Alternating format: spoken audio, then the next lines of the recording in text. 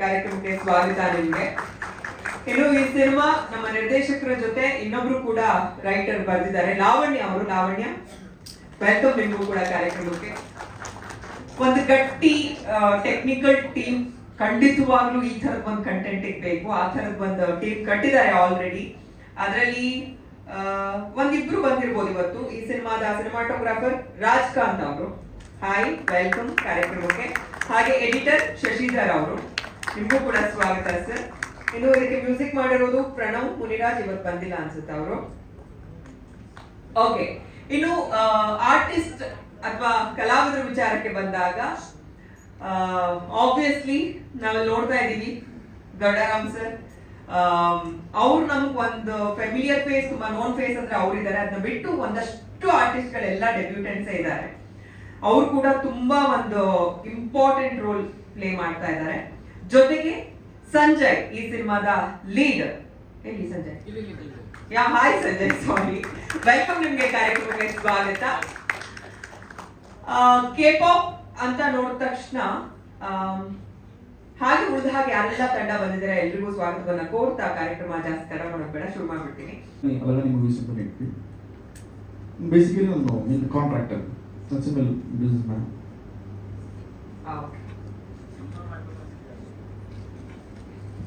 Sir, cinema ಅಂದ್ರೆ ನಾನು first ಇಂದನೂ cinema ಲೈನಲ್ಲಿ ಇದ್ದೆ. ಬೆಂಗಳೂರು ಬಂದ ತಕ್ಷಣ ಹೀರೋ ಆಗ್ಬೇಕಂತ ಬಂದ್ವಿ.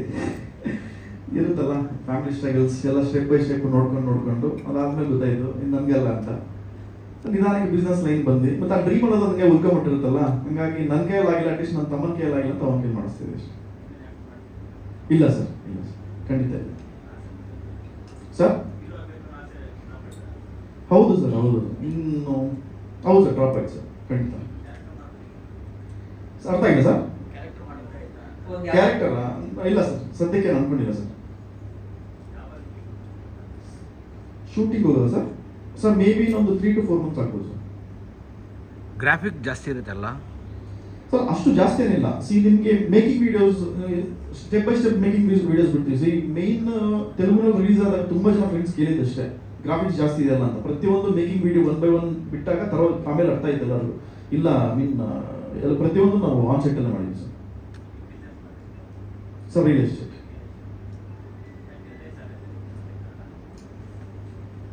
ಬಡ್ಜೆಟ್ ಆಗ್ಬೇಕಲ್ಲ ಸರ್?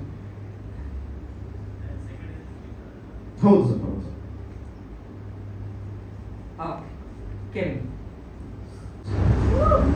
ಎಲ್ರಿಗೂ ತುಂಬಾ ಥ್ಯಾಂಕ್ಸ್ ಬಂದಿದ್ದಕ್ಕೆ. I want to thank everybody who's been a part here. So ನನ್ನ ಬಗ್ಗೆ, ಸಿನಿಮಾ ಬಗ್ಗೆ, ಆ ಟೈಟಲ್ ಬಗ್ಗೆ ಹೇಳೋಕ್ಕಿಂತ ಮುಂಚೆ I just want to thank my team. ಮೊದಲನೇದಾಗಿ ಪ್ರೊಡ್ಯೂಸರ್ ಥ್ಯಾಂಕ್ಸ್ ಹೇಳಬೇಕು. ಯಾಕಂದರೆ ಫಸ್ಟ್ ಸಿನಿಮಾ ಒಬ್ಬ ಡೈರೆಕ್ಟರ್ಗೆ ಫಸ್ಟ್ ಪ್ರೊಡ್ಯೂಸರ್ ತುಂಬ ಸ್ಪೆಷಲ್ ಆ್ಯಂಡ್ ತುಂಬ ಇಂಪಾರ್ಟೆಂಟ್ ಆಗ್ತಾರೆ. ಯಾಕಂದರೆ ಲೈಫಲ್ಲಿ ಒಂದು ಫೇಸ್ ಇರುತ್ತೆ. ಆ ಫೇಸ್ನ ಬಂದ್ಬಿಟ್ಟು ಪ್ರತಿಯೊಬ್ಬ aspiring film maker he has to go through it. As opportunities delay, as success delays, ಸುತ್ತಮುತ್ತಲಿರೋ ಪ್ರತಿಯೊಬ್ಬರು ಅವ್ರ ಮೇಲೆ ಇಟ್ಟಿರೋ ನಂಬಿಕೆ ಕಮ್ಮಿ ಆಗ್ತಾ ಹೋಗ್ತಿರುತ್ತೆ. ಅಂಥದ್ರಲ್ಲಿ ಅಂಥ ಸ್ಟೇಜ್ ಆಫ್ ಲೈಫಲ್ಲಿ ಗುರುತು ಪರಿಚಯ ಇದ್ದಿರೋರು ಯಾರೋ ಒಬ್ರು ಬಂದು ಸಿನಿಮಾ ಮಾಡೋಣ ಅಂತ ಮುಂದೆ ಬರ್ತಾರೆ. So that's something really great. So I want to thank him for it. ಅದಾದಮೇಲೆ my co writer Lavanya who's been a huge support to me and her contribution has really shaped the story well. So thank you so much for it. My DOP, my editor, more than technicians, they are like my brothers who have really worked hard for the promo and the film. And Sanjay, first time leader ಮಾಡ್ತಿದ್ದಾರೆ and ಅವರು ಸಿಕ್ಕಾಪಟ್ಟೆ efforts ಹಾಕ್ತಿದ್ದಾರೆ ಸಿನಿಮಾಗೆ. So yes, so as a team ಆಗಿ ಎಲ್ಲರೂ ಕಷ್ಟಪಟ್ಟು ಅನ್ನೋದಕ್ಕಿಂತ ಶ್ರಮಪಟ್ಟು ಒಂದು ಒಳ್ಳೆ ಸಿನಿಮಾ, ಇಷ್ಟಪಟ್ಟು ಒಂದು ಒಳ್ಳೆ ಸಿನಿಮಾ ಡೆಲಿವರ್ ಮಾಡೋಕ್ಕೆ ನಾವೆಲ್ಲರೂ ಪ್ರಯತ್ನ ಪಡ್ತೀವಿ. ಆ್ಯಂಡ್ ಎಸ್, ನನ್ನ ಹೆಸರು ಕೆವಿನ್. ಸೊ ಕೆ-ಪಾಪ್ ಅಂತ ಯಾಕೆ ಇಟ್ವಿ ಅಂದರೆ, ಈಗ K-pop is nothing but Korean pop. ಇದು ತುಂಬಾ ಡಿಕೋಡ್ ಮಾಡುವಂಥದ್ದು ಏನೂ ಇಲ್ಲ. ಗೂಗಲ್ ನೋಡಿದ್ರೆ ಅವ್ರ ಪ್ರಿಫರ್ಡ್ ಲ್ಯಾಂಗ್ವೇಜ್ ಅಲ್ಲೇ ಬಂದ್ಬಿಡುತ್ತೆ ವಾಟ್ ಇಸ್ ಕೆ-ಪಾಪ್ ಅಂತ. ಸೊ ಈ ಲೇಟ್ 90s early 2000 ಅಲ್ಲಿ ಬ್ಯಾಕ್ ಸ್ಟ್ರೀಟ್ ಬಾಯ್ಸ್ ತುಂಬಾ ಪಾಪ್ಯುಲರ್ ಆಗಿತ್ತು, ಆ ಬಾಯ್ ಬ್ಯಾಂಡ್. ಸೊ ನಮ್ ಕನ್ನಡದಲ್ಲೂ ಒಂದು ಬಾಯ್ ಬ್ಯಾಂಡ್ ಇತ್ತು ಅನ್ಸುತ್ತೆ, ಅರ್ಬನ್ ಲ್ಯಾಬ್ಸ್ ಅಂತ. ಚಂದನ್ ಶೆಟ್ಟಿ ಅವರು, ಧ್ರುವ ಸರ್ಜಾ ಅವರೆಲ್ಲರೂ ಇದ್ರು. ಸೊ ಈಗ before lockdown, like 2-3 years back or after lockdown, ಈ K-pop ಅನ್ನೋದು ಸಿಕ್ಕಾಪಟ್ಟೆ ವೈರಲ್ ಆಯಿತು. ಸೊ ಈ ಸಿನಿಮಾ ಮುಖಾಂತರ K-pop ಅವರ ಇಂಪ್ಯಾಕ್ಟ್ ಎಷ್ಟಿದೆ, ಇಂಡಿಯಾದಲ್ಲಾಗಿರ್ಬೋದು, ಗ್ಲೋಬಲ್ ಲೆವೆಲ್ ಅಲ್ಲಿ ಆಗಿರ್ಬೋದು, ಯಾವ ಮಟ್ಟಿಗೆ ಇಂಪ್ಯಾಕ್ಟ್ ಇದೆ ಅನ್ನೋದನ್ನ ತೋರ್ಸಕ್ ನಾವು ಹೊರಟಿದೀವಿ. ಅದು ಮಾತ್ರ ಅಲ್ಲದೆ ಈ K-pop ಅನ್ನೋ ಎಲಿಮೆಂಟ್ ಮುಖಾಂತರ ಸಾಕಷ್ಟು ವಿಚಾರಗಳನ್ನ ನಾವು ಹೇಳಕ್ ಹೊರಡ್ತಾ ಇದ್ದೀವಿ. ಸುಮಾರು ಪಾಯಿಂಟ್ಸ್ ಇದೆ. ಅದರಲ್ಲಿ ಲೈಫ್ ಅಲ್ಲಿ ಬೇಕಾಗಿರೋ 2 ಇಂಪಾರ್ಟೆಂಟ್ ಪಾಯಿಂಟ್ಸ್ ನ ಈ ಸಿನಿಮಾದಲ್ಲಿ ಹೇಳಕ್ ಹೋಗ್ತಾ ಇದ್ವಿ. ನಮ್ಮ ಡೇ ಟು ಡೇ ಲೈಫ್ ಅಲ್ಲಿ ಆನ್ ಅ ಡೈಲಿ ಬೇಸಿಸ್ ಒಬ್ಬ ಮನುಷ್ಯ ಮಾಡಬೇಕಾಗಿರೋ ಈ 2 ವಿಚಾರ ತುಂಬಾ important. But we fail to do it, we fail to implement it in our lives. So ಅದನ್ನ ಹೇಳಕ್ ಹೋಗ್ತಾ ಇದೀವಿ. ಸೊ ಎಸ್, ಸುಮಾರು ಲೇಯರ್ಸ್ ಇರೋದ್ರಿಂದ ನಿಮ್ಗೆ ಸಿಕ್ಕಾಪಟ್ಟೆ ಕ್ಯಾರೆಕ್ಟರ್ಸ್ ಬರ್ತಾರೆ. ಶನಿ ಮಹಾತ್ಮ ದೇವರು ಅವ್ರೇನ್ ಮಾಡ್ತಿದ್ದಾರೆ, ಯಮಧರ್ಮರಾಜ ಅವ್ರೇನ್ ಮಾಡ್ತಿದ್ದಾರೆ, K-pop ಅನ್ನೋ ವರ್ಲ್ಡ್ ಅಲ್ಲಿ ಏನ್ ಮಾಡ್ತಿದ್ದಾರೆ. So they all come to teach a lesson to the Gen Z crowd. So ಇಷ್ಟು ಹೇಳ್ಬೋದು. ಏನಾದ್ರು ಕ್ವೆಶ್ಚನ್ಸ್ ಇದ್ರೆ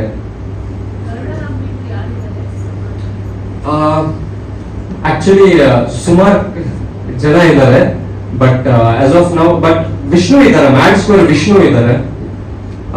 ಇನ್ನೂ ಅಫಿಷಿಯಲ್ ಆಗಿ ಕನ್ಫರ್ಮ್ ಆಗ್ಲಿಲ್ಲ. But he's like the story, ತುಂಬಾ ಇಂಪಾರ್ಟೆಂಟ್ ಪಾತ್ರ. ಇಷ್ಟು ಬೇಗ ಹೇಳಿದ್ರೆ I don't think it will be fair enough from our side. But ಅತಿ ಶೀಘ್ರದಲ್ಲಿ 1 or 2 months ಅಲ್ಲಿ ವಿಲ್ ರಿವೀಲ್ ದ ಕ್ಯಾರೆಕ್ಟರ್. ಒಂದು ಕ್ಯಾರೆಕ್ಟರ್ ಇಂಟ್ರೋ ತರ ನಾವು ಇದು ಮಾಡ್ತೀವಿ.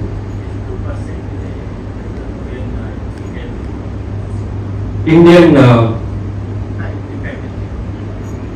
ಅಂದ್ರೆ ನಂಗೆ ಗೊತ್ತಿರೋಂಗೆ ಮೇ ಬಿ 60 to 70% ಇಂಪ್ಯಾಕ್ಟ್. ಅಂದ್ರೆ ಈಗ ನಮ್ಮ ಅಣ್ಣನ ಮಗಳು, ಅವಳು ಬರೀ 7 years old. ಅವಳಿಗೆ BTS ಗೊತ್ತು, ಬ್ಲಾಕ್ ಪಿಂಕ್ ಅನ್ನೋ ಇನ್ನೊಂದು ಬ್ಯಾಂಡ್ ಗೊತ್ತು. ನಾನು ಒಂದ್ಸಲ BTS ಬಗ್ಗೆ ಸುಮ್ಮನೆ ತಮಾಷೆಗೆ ಏನೋ ಹೇಳಿದೆ. ನನ್ನ ಜೊತೆ 2 ದಿನ ಮಾತಾಡಿದ್ಲು. ನಾನು ಸಾರಿ ಕೇಳಿದ್ಮೇಲೆ ಆಮೇಲೆ ಮಾತಾಡಿದ್ಲು.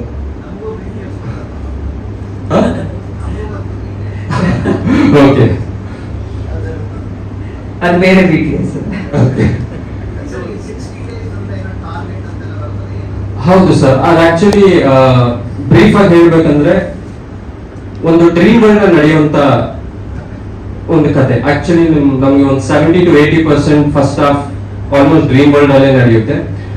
ಅದರಲ್ಲಿ ಆ 60 days ಟಾಸ್ಕ್ ತುಂಬಾ ಇಂಪಾರ್ಟೆಂಟ್ ಆಗುತ್ತೆ. ಅದನ್ನ ಇನ್ ಡೀಟೇಲ್ ಆಗಿ ಹೇಳಕ್ ಆಗಲ್ಲ. ಬಟ್ ಸಿನಿಮಾ ನೋಡಿದಾಗ ಆ 60 days ಯಾಕೆ ಅಷ್ಟು ಇಂಪಾರ್ಟೆಂಟ್, ಈ K-pop ಕಲ್ಚರ್ ಆ 60 days ಅಲ್ಲಿ ಏನ್ ಹೇಳಕ್ ಹೋಗ್ತಾ ಇದೀವಿ, ಜೊತೆಗೆ it has a strong message. ನೀವು ಒಂದು ಶಾರ್ಟ್ ಅಲ್ಲಿ ನೀವು ಅಬ್ಸರ್ವ್ ಮಾಡಿರ್ಬೋದು, ಇವ್ರ ಕಾಟ ತಡೆಯಕ್ಕಾಗ್ತಲ್ಲ, ಸೂಸೈಡ್ ಮಾಡ್ಕೊಬಿಡೋಣ ಅಂತ ಒಂದಿದೆ. So that suicide is like a key word for the film. So ಆ 60 days task is something related to that. Yes, okay okay. Actually ನನ್ಗೆ ಪ್ರೊಡ್ಯೂಸರ್ಗೆ 1.5 years. Yes sir, I understood. ಅದೇ sir, as I said, everybody things are like sir. ಈಗ KGF ಸಿನಿಮಾದಲ್ಲಿ KGF 1 ಬಂದಾಗ if you are bad I am your dad ಅಂತ ಒಂದು dialogue ಇದೆ. ಪ್ಯಾರಲಿ ಧನುಷ್ ಸಿನಿಮಾನು ಒಂದು ಬಂದಿತ್ತು. ಸೊ ಅದರಲ್ಲೂ if you are bad I am your dad ಅಂತ ಬಂತು. So it's purely coincidence. ಮತ್ತೆ ಪ್ರೊಡ್ಯೂಸರ್ ನಾನು 1.5 year ಬ್ಯಾಕ್ ಕತೆ ಹೇಳಿದ್ದೆ.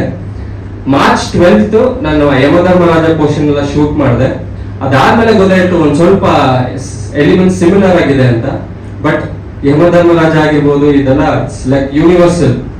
ಸೊ ಅದರಿಂದ ಬಟ್ ಕತೆ 100% ಹೊಸದಾಗಿರುತ್ತೆ. ಹೌದು, ಓಕೆ. S S. ಇಡೀ ಸಿನಿಮಾಗ ಅಥವಾ ಬರೀ ಪ್ರೋಮೋ ಸರ್? ಪ್ರೋಮೋಗೆ 6 ತಿಂಗಳು ಕೆಲಸ ಮಾಡಿದ್ದೀವಿ ಸರ್. ಆಕ್ಚುಲಿ VFX ಸುಮಾರು ಜನ ಹೇಳಿದ್ರು ಜಾಸ್ತಿ ಇದೆ. Because since it happens in a fantasy world, ನಾನು ಜಸ್ಟ್ ಒಂದಷ್ಟು ಗ್ಲಿಮ್ಸಸ್ ತೋರಿಸಿದ್ದೀನಿ ಅಷ್ಟೇ. And this is just a promo sir. ಸಿನಿಮಾದಲ್ಲಿ ಇನ್ನೂ ಗ್ರ್ಯಾಂಡ್ ಆಗಿರುತ್ತೆ. Subject demand sir, subject is demanding sir. Total ಒಂದು 6 ಇಂದ 7 VFX ಕಂಪನೀಸ್ ವರ್ಕ್ ಮಾಡಿದೆ ಸರ್. ಎಗ್ ವೈಟ್ VFX ಅಂತ ಅವರು ತುಂಬಾ ಸಪೋರ್ಟ್ ಮಾಡಿದ್ರು ನಮ್ಗೆ. They are like the back ಬೋನ್ ಈ ಸಿನಿಮಾಗೆ. Egg white VFX, Manjummel boys ಮಾಡಿದ್ದಾರೆ, ಸುಮಾರು ಸಿನಿಮಾಗಳು ಮಾಡಿದ್ದಾರೆ ಅವರು. ಅದಾದ್ಮೇಲೆ ಡಾಟ್ VFX, ಟೈಮ್ VFX ಎಲ್ಲ ಕೇರಳ. ಅದಾದ್ಮೇಲೆ US ನಲ್ಲಿ ಒಬ್ರು VFX ಫ್ರೀಲಾನ್ಸರ್, ಯುರೋಪ್ ಅಲ್ಲಿ ಒಬ್ರು VFX ಫ್ರೀಲಾನ್ಸರ್, ಥೈಲ್ಯಾಂಡ್ ಅಲ್ಲಿ ಆಗಿರ್ಬೋದು, ಬಾಂಗ್ಲಾದೇಶ ಅಲ್ಲಿ ಆಗಿರ್ಬೋದು, ಸುಮಾರು VFX ಫ್ರೀಲಾನ್ಸರ್ಸ್ ವರ್ಕ್ ಮಾಡಿದ್ದಾರೆ. And egg white VFX is the main back ಬೋನ್. ಅವ್ರು ತುಂಬಾನೇ ಸಪೋರ್ಟ್ ಇದ್ದಾರೆ ಸರ್. ಸಿಕ್ಕಾಪಟ್ಟೆ ಹಾಕ್ಬೇಕು ಸರ್. ಸರ್ ಶೂಟಿಂಗ್ ಆಕ್ಚುಲಿ ನಾವು ಪ್ಲಾನ್ ಮಾಡಿರೋದು ಒಂದು 60 to 65 ಡೇಸ್ ಅಷ್ಟೇ. ಬಟ್ ನಾವು ಈ ಆಕ್ಚುಲಿ ಪ್ರೊಡ್ಯೂಸರ್ ಕಥೆ 1.5 year ಬ್ಯಾಕ್ ಆಯ್ತು. ಸೊ ನಾವು ಪ್ರೋಮೋಗೆ ಮಾರ್ಚ್ ಇಂದ ಸ್ಟಾರ್ಟ್ ಮಾಡಿದ್ವಿ. ಫ್ರಮ್ ಮಾರ್ಚ್ ನಾವು ಆಕ್ಚುಲಿ ಆ VFX ವರ್ಕ್ ಇನ್ನೂ ನಡೀತಾ ಇದೆ. ಸೊ ಆಕ್ಚುಲಿ ನೀವೇ ನೋಡಿದ್ದೀರಲ್ವಾ ಸರ್, ಒಂದಷ್ಟು ಅಸೆಟ್ ಬಿಲ್ಡಿಂಗ್ ಮಾಡ್ಬಿಟ್ಟಿದೀವಿ. ಪ್ಯಾಲೇಸ್ ಆಗಿರ್ಬೋದು, ಇಂಟೀರಿಯರ್ ಆಗಿರ್ಬೋದು, ಏರಿಯನ್ಸ್ ಆಗಿರ್ಬೋದು, ಅಸೆಟ್ ಬಿಲ್ಡ್ ಮಾಡ್ಬಿಟ್ಟಿದೀವಿ. ಸೊ ಸುಮಾರು ಒಂದಷ್ಟು ಬಿಲ್ಡ್ ಮಾಡೋದಿದೆ. ಅದಾದ್ಮೇಲೆ ಬರೀ ಕ್ಯಾಮ್ರಾ ಮೂವ್ಮೆಂಟ್ಸ್ ಮಾತ್ರ ನಾವು ಆಟ ಆಡ್ಬೇಕಾಗುತ್ತೆ. ಏನ್ ಸರ್? ಇಲ್ಲ sir, we are already process ಅಲ್ಲಿ ಇದೆ. ಸೊ ಆದಷ್ಟು ಬೇಗ ನೆಕ್ಸ್ಟ್ ಇಯರ್ 100% ನಾವು ರೆಡಿ ಇರ್ತೀವಿ ಸರ್ ರಿಲೀಸ್ಗೆ. ಪೋಸ್ಟ್ ಪ್ರೊಡಕ್ಷನ್ ಅಂದ್ರೆ ಅವರು ಪ್ರೊಮೋಗ್ ಅದೇನ್ ಕ್ರಿಯೇಟ್ ಮಾಡಿದಾರೆ ಸಿನಿಮಾಗೂ ಸೇರಿ ಮಾಡಿದ್ದೀನಿ ಸರ್. ಸೊ ಸಿನಿಮಾಗೂ ಸೇರಿ ಮಾಡಿದ್ದೀನಿ. ಇನ್ನೂ ಒಂದಷ್ಟು ಕೆಲಸ ಇದೆ, ಅದ್ ನಡೀತಿದೆ sir. I have to thank ನಮ್ಮ PR ಪ್ರವೀಣ್ ಅವ್ರಿಗೆ ಥ್ಯಾಂಕ್ಸ್ ಹೇಳ್ಬೇಕು ನಾನು. ಬಿಕಾಸ್ ಅವ್ರು ನೋಡಿದ ತಕ್ಷಣ ಅವ್ರು ತುಂಬಾ ಸಪೋರ್ಟಿವ್ ಆಗಿದ್ರು. ಹಿ like it very much. He told immediately phone ಮಾಡಿ ನನ್ನ he got me connected to them. So I have to thank him for it. ಅದೇ sir, coincidence, purely coincidence. Kevin and Kevin.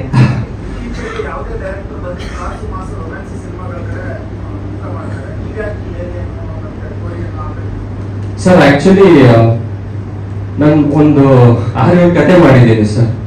ನಾನು ಫಸ್ಟ್ ಪ್ರೊಡ್ಯೂಸರ್ ಹೇಳಿದ ಒಂದು violent ಸಬ್ಜೆಕ್ಟೇ ಹೇಳಿದ್ದೆ, ಯಾವುದೋ ಒಂದು real incident ಮೇಲೆ. ಮತ್ತೆ ನಾನು ಕತೆ ಬರಿಬೇಕಾದ್ರೂ ಅಷ್ಟೇ ಒಂದಷ್ಟು ನೋಡ್ತೀನಿ, ನನ್ನ ಸುತ್ತಮುತ್ತಲಿರೋ ನೋಡ್ತೀನಿ, ಒಂದಷ್ಟು ಸಿನಿಮಾಗಳು ನೋಡ್ತೀವಿ. ವರ್ಲ್ಡ್ ಸಿನಿಮಾ ನೋಡೋದ್ರಿಂದ, ಎಲ್ಲ ಭಾಷೆ ಸಿನಿಮಾ ನೋಡ್ತಿರೋದ್ರಿಂದ ಸೊ ನನಗೆ ಓಕೆ ಫೈನ್, ಇದೆಲ್ಲೂ ಬಂದಿಲ್ವಾ, ನಮ್ ಇಂಡಸ್ಟ್ರಿಯಲ್ಲಿ ಇದೆಲ್ಲೂ ಬರ್ಲಿಲ್ವಾ, ಓಕೆ ಅದನ್ನ ನಮ್ ನೇಟಿವಿಟಿಗೆ ಹೇಗೆ ಅಡಾಪ್ಟ್ ಮಾಡ್ಕೋಬೇಕು. ಸೊ ಆ ಥಾಟ್ ಪ್ರಾಸೆಸ್ ಮೇಲೆನೆ ಡಿಸೈಡ್ ಮಾಡಿ ಸರ್. ಸೊ ಮತ್ತೆ ಇನ್ನೊಂದು, ಇವಾಗಿರೋ ಕಾಂಪಿಟಿಷನ್, ಮೊದಲು ಆ ಮಟ್ಟಕ್ಕೆ ಕಾಂಪಿಟಿಷನ್ ಇರಲಿಲ್ಲ, ಬಟ್ ಇವಾಗ ಕಾಂಪಿಟಿಷನ್ ಇದೆ. ಮೊದಲು ಜನ ಬುದ್ಧಿವಂತರಾಗಿದ್ರು, ಇವಾಗ ಅತಿ ಬುದ್ಧಿವಂತರಾಗಿದ್ದಾರೆ. ನ್ಯಾಚುರಲಿ ಅತಿ ಬುದ್ಧಿವಂತರಾಗಿದ್ದಾರೆ. ಸೊ ಅವ್ರಿಗೆ ನಾವು ಯಾವುದೋ ಏನೋ ಒಂದು ಸರ್ವ್ ಮಾಡಬಾರ್ದು ಅಲ್ವ ಸರ್. ಸೊ ಸಾಂಗ್ ಒಂದು 5-6 ಸಾಂಗ್ಸ್ ಇದೆ.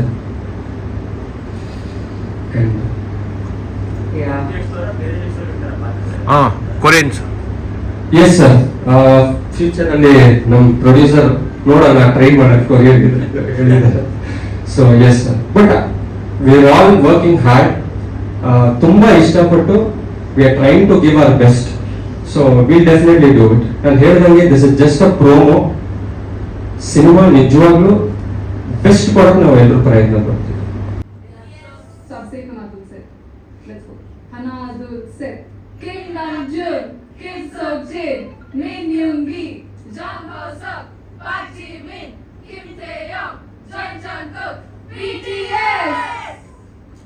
ಸೊ ಇದು ಅರ್ಥ ಏನು ಅಂದ್ರೆ, ಇವಾಗ ನಮ್ ಕೊರಿಯನ್ ಅಲ್ಲಿ ಈ ತರ ಬ್ಯಾಂಡ್ ಇದೆಯಲ್ಲ, ಸೊ ಅದು ಎಲ್ರಿಗೂ ಒಂದು ಚಾಂಟ್ ಅಂತ ಇದೆ.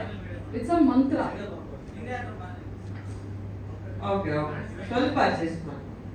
ಮಾತಾಡಬೇಡಿ. ಸೊ ಇದು ಹೇಗೆ ಫಾರ್ಮ್ ಆಗುತ್ತೆ ಅಂದ್ರೆ, ಈಗ ಈ ಬ್ಯಾಂಡ್ ಅಲ್ಲಿ ಒಂದಷ್ಟು ಜನ ಮೆಂಬರ್ಸ್ ಇರ್ತಾರೆ. ಅವ್ರ ಹೆಸರನ್ನ ಲೈಕ್ ಎಲ್ಡರ್ ಇಂದ ಯಂಗೆಸ್ಟ್ ವರ್ಗೂ ಹೇಳೋದು. ಇದು BTS ಚಾಂಟ್. ಅದನ್ನ ನಾವು BTS ಆರ್ಮಿ ಎಲ್ಲ ಸೇರ್ಕೊಂಡು ಹೇಳಿದ್ದು. ಈಗ ನನ್ನ ಬಗ್ಗೆ ಹೇಳ್ಬೇಕು ಅಂದ್ರೆ, ಮೈ ನೇಮ್ ಇಸ್ ಲಾವಣ್ಯ. ನಾನು ಈ K-pop ಸಿನಿಮಾದಲ್ಲಿ ಕೋ ರೈಟರ್ ಮತ್ತೆ ಅಸೋಸಿಯೇಟ್ ಡೈರೆಕ್ಟರ್ ಆಗಿ ಕೆಲಸ ಮಾಡ್ತಾ ಇದ್ದೀನಿ. ಹೇಗೆ ಈ ಜರ್ನಿ ಸ್ಟಾರ್ಟ್ ಆಗಿದ್ದು ಅಂದ್ರೆ, I am BTS army. 2020 during lockdown ನನ್ನ ಜರ್ನಿ ಸ್ಟಾರ್ಟ್ ಆಯಿತು. ಇನ್ಸ್ಟಾಗ್ರಾಮಲ್ಲಿ ಯಾವುದೋ ಒಂದು ಹೇಟ್ ಮೀಮ್ ನೋಡಿದ್ದೆ, ಯಾರಿದು ಅಂತ ಅವಾಗ ಒಂಚೂರು ಕ್ಯೂರಿಯಾಸಿಟಿ ಹುಟ್ಟಿತು.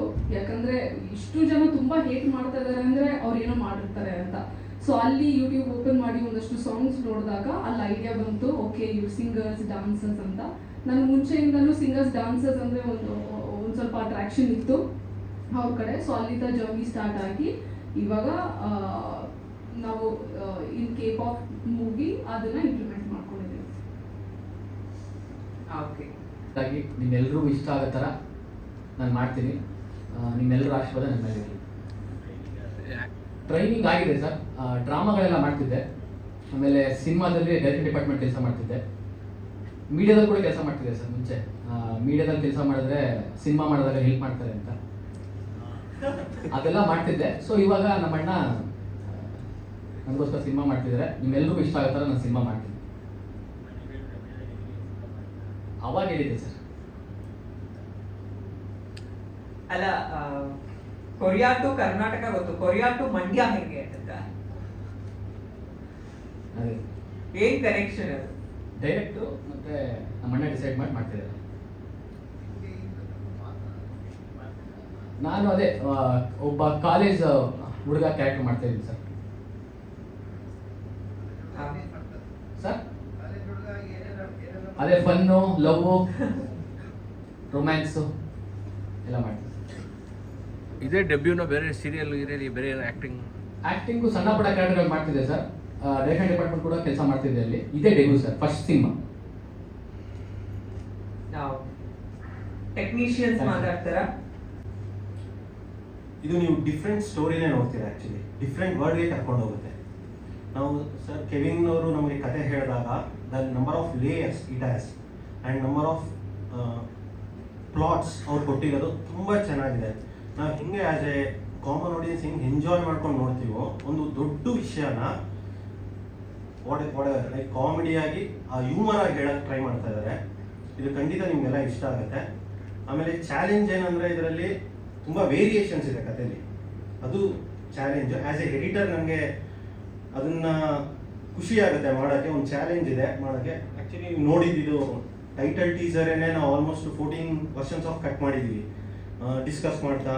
ನೀವು ಎಲ್ಲರೂ ಗೊತ್ತಿರೋ ಥರ ಎಡಿಟಿಂಗ್ ಅನ್ನೋದು ಹೆಂಗಿದೆ ಅಂದರೆ ಇನ್ನೊಂದು ಸ್ಕ್ರಿಪ್ಟ್ ಬರ್ದಂಗೆ. So lot of discussion has happened in the table. ಆ ಚಾಲೆಂಜಲ್ಲಿ ಇದೊಂದು ಮಟ್ಟಕ್ಕೆ ನೆಕ್ಸ್ಟ್ ಲೆವೆಲ್ ಆಗುತ್ತೆ ಅಂತ ನಮಗೆಲ್ಲ ಒಂದು ಭರವಸೆ ಇದೆ. ನಿಮ್ಮ ಸಪೋರ್ಟ್ ನಮಗೆ ಬೇಕು. Thank you.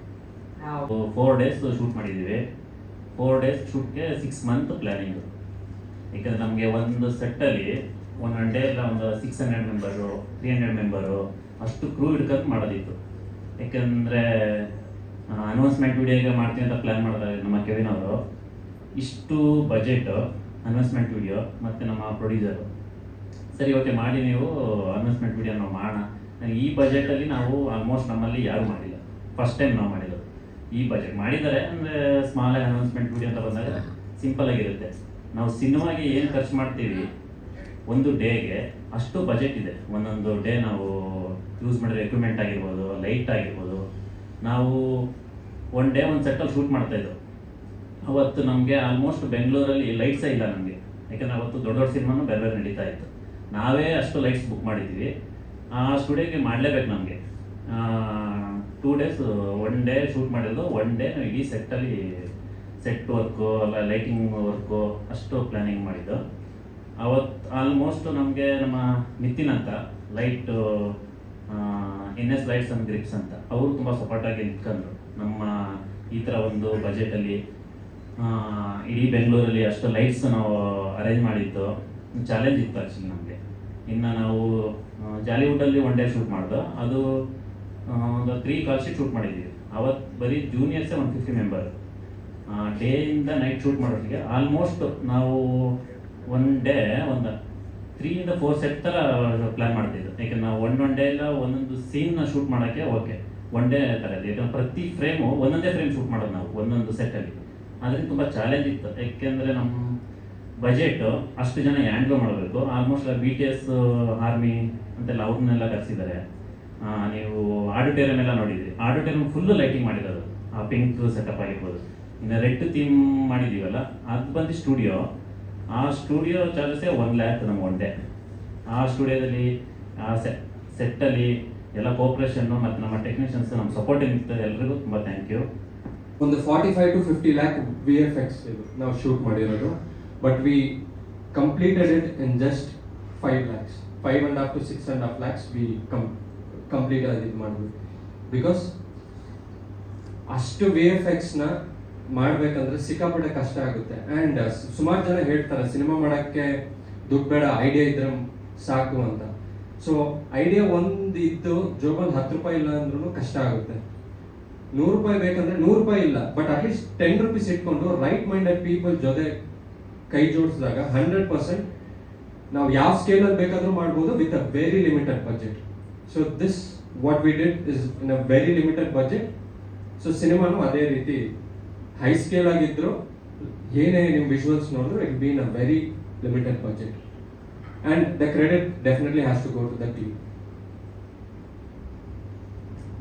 Okay, almost first title. ಆಮೇಲೆ ತುಂಬಾ ಜನ ಇದೆಲ್ಲ ತುಂಬಾ VFX ಇದೆ ಅಂತ ಹೇಳ್ತಿದ್ರು. ಯಾವ್ದು ಸ್ಟಾರ್ ಶೆಟ್ ಯೂಸ್ ಮಾಡಿಲ್ಲ, ಪ್ರತಿ ಫ್ರೇಮು ಶೂಟೇ ಮಾಡಿರೋದು. ಪ್ರತಿ ಯಾವುದೇ ಫ್ರೇಮ್ ಆಗಿರ್ಬೋದು. ಈಗ ಫಾರಿನ್ ಸೀಕ್ವೆನ್ಸ್ ಪ್ರತಿ ಫ್ರೇಮು ನಾವೇ ಎಲ್ಲ ಶೂಟ್ ಮಾಡಿರೋ ಫುಟೇಜ್. ಓಕೆ.